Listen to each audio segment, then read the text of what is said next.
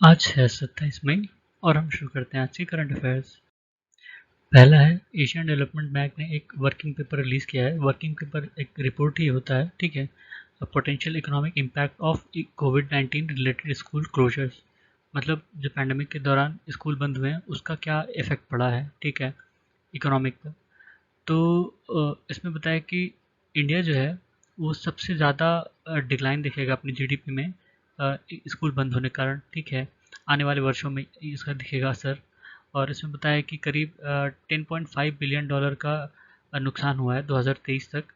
और ये करीब करीब 99 बिलियन डॉलर तक जाएगा 2030 तक, ठीक है। जो कि करीब करीब 3.19% का रिडक्शन होगा पूरे जीडीपी में इंडिया के। उसके बाद इंडिया ने एक made in India TB infection scan test release किया है जिसका नाम है CTB। उसके बाद वर्ल्ड इकोनॉमिक फोरम, इसका अभी समिट हो रहा था, ठीक है। वर्ल्ड इकोनॉमिक फोरम 1971 में एक जर्मन इंजीनियर थे, अभी भी हैं, वही उसके चीफ हैं, क्लॉस श्वाब। उन्होंने इसको बनाया था और इसका हेडक्वार्टर है कोलोगनी में, जो कि जिनेवा स्विट्ज़रलैंड में है, ठीक है।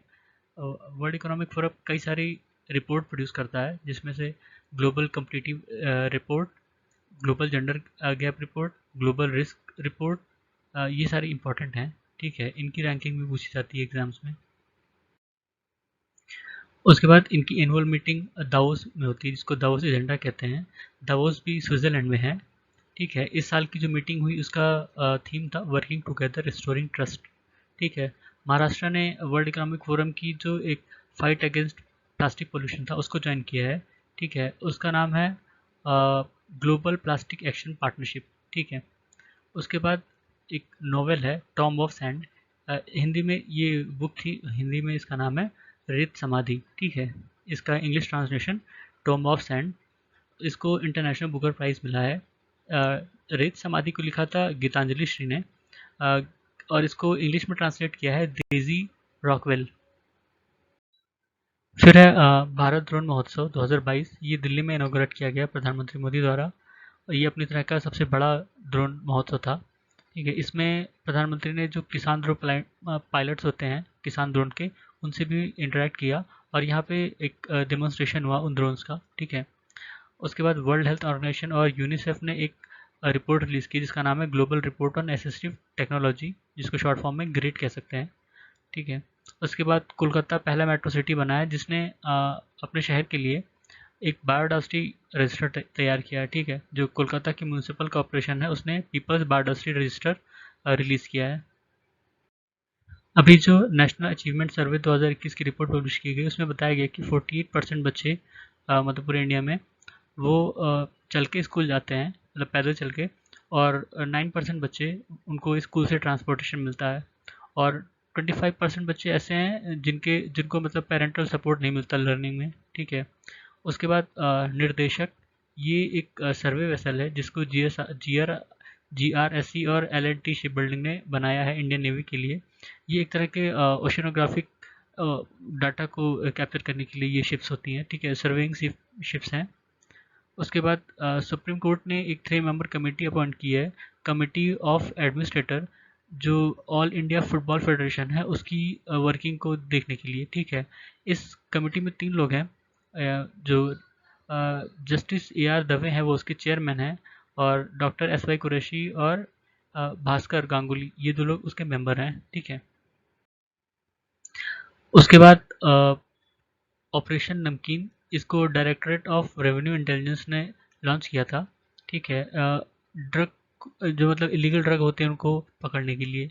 और ये जो DRI है मतलब डायरेक्टरेट ऑफ रेवेन्यू इंटेलिजेंस, ये 1957 में आया था, मतलब बनाया गया था।